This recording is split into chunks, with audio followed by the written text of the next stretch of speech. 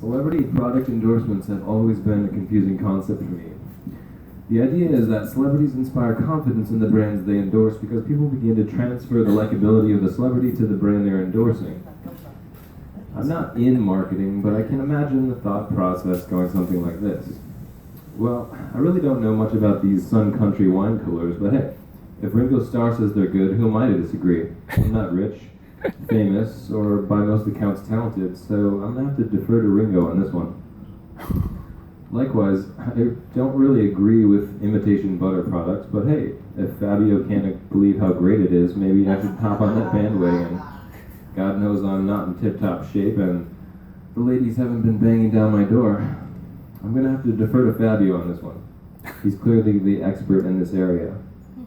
Also, I've always been of the impression that only old guys that smoke Dorels and drive Lincolns, but now I see Matthew McConaughey is driving one, and he couldn't be happier. I guess Lincolns are luxury cars.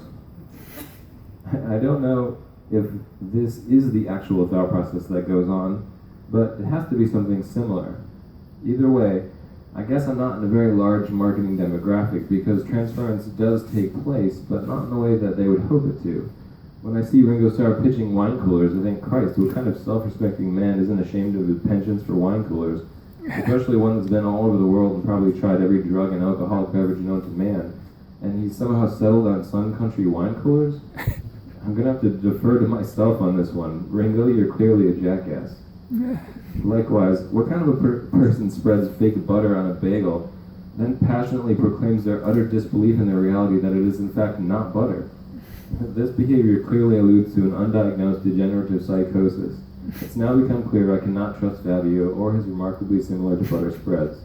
I'm going to have to defer to myself on this one. Lastly, would a straight face tell me how much he loves...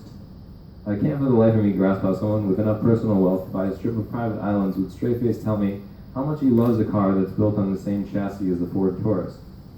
He must be smiling about the 7-figure paycheck in his pocket, not because he's behind the wheel of a car Consumer Report says only wishes it was a luxury sedan. I'm going to have to defer to myself on this one, Matthew. You're clearly a jackass. So yeah, after I wrote this, I couldn't constrain my curiosity about the Matthew McConaughey Lincoln thing, and I looked it up, and he actually does like Lincolns.